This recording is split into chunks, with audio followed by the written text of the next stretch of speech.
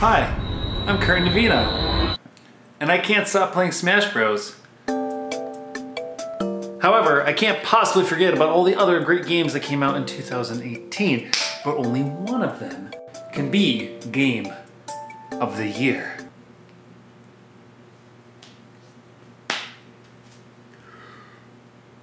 Why?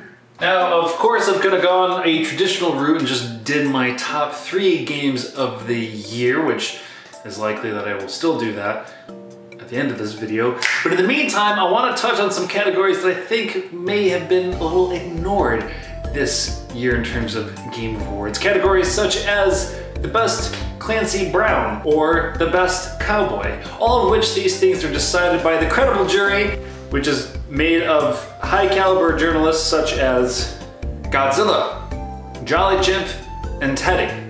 And with their help, we were able to come to some agreements on what truly is the best of the best in 2018. All right, first up in the category of the best fallout between devs and consumers, the award goes to Fallout 76. Congratulations, Fallout. You pissed everyone off. In the category of Best Clancy Brown of 2018, the winner goes to Clancy Brown. Congratulations, you're the best Clancy Brown in 2018 for your performance in Detroit Become Human as Clancy Brown. Get the fuck out of my house. Now with those categories out of the way, I think it's time that we announce what is the Game of the Year of 2018. Is it Spider-Man? Is it God of War? Is it Red Dead Redemption 2? The answer is Skyrim. Congratulations, Skyrim, you are the winner! Best game of 2018! Vus Ruda! Vus Ruda! Vus Ruda! That's like my hip hip hooray, hooray, and I'm putting a roll in the R. Vus Ruda! Anyways, in all sincerity, I do believe that my game of the year, which might be incredibly obvious to you, I don't think you're gonna guess it, it is, in fact, Red Dead Redemption 2. You're alright, girl. Now, without a doubt, God of War is a very close runner-up, but Red Dead Redemption 2, to me, is a slow burn of an epic. It is the Gone in the Wind of video games. I really do believe that game is going to be seen as something of like the classic cinema in video games 30, 40 years from now. And I think so much of it is simply because of its very deliberate directorial touch and artistic integrity to its pacing and things that it does just so beautifully and exceptionally well. Now, God of War, in every single right, deserves a lot of attention for the directing approach that Cory Barlog took with it. I do, however, think God of War suffers in the final act with some pacing issues, and I also think some of its mechanics, such as its skill trees and upgrading, is kind of not necessary.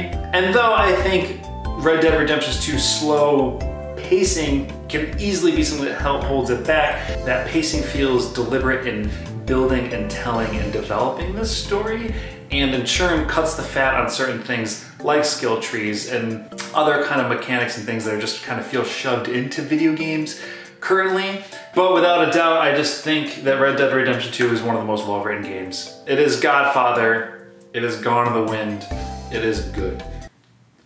That's it. Now just some really quick honorable mentions I want to talk about. Is one game in particular is Detroit Become Human. So though that game has a ton of problems with its storytelling and pacing and what forth, I still do deeply appreciate Quantic Dream for their ability to at least attempt and to push a kind of a narrative storytelling experience like that. And I think for what it's worth, there was some really amazing characters in that game. It just, like most Quantic Dream games, are weighed down by other inconsistencies. But overall, I think 2018 was actually a pretty awesome year for video games, and I think really set the record straight that players still want single player experiences. It's astonishing to think about how I felt like this year there was a huge push for games as service, whether it's Fortnite or PUBG or Destiny 2 or Fallout 76. The industry is clearly trying to shift in that direction, but still there was such emphasis and such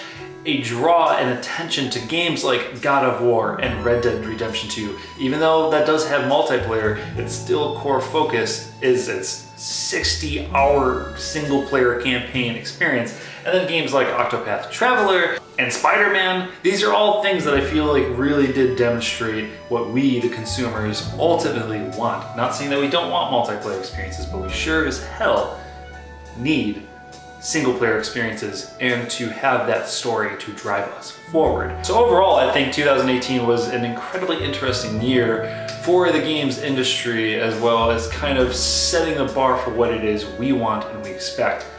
All that said, I still do think we're in a funny transitional period where developers are trying to figure out a balance of how they can keep up with this games as service type of model while also giving us the single player experiences we need. In that case, Sony, you're doing just fine. Just keep doing what you're doing and we'll come to you when we need that thing. Okay, that's where I stand as my games of the year and so on and so forth. Now we just need 2019 to come along so I can get Resident Evil 2 and Luigi's Mansion 3. And let's thank the beautiful, wonderful board for all their great input and suggestions. Bye.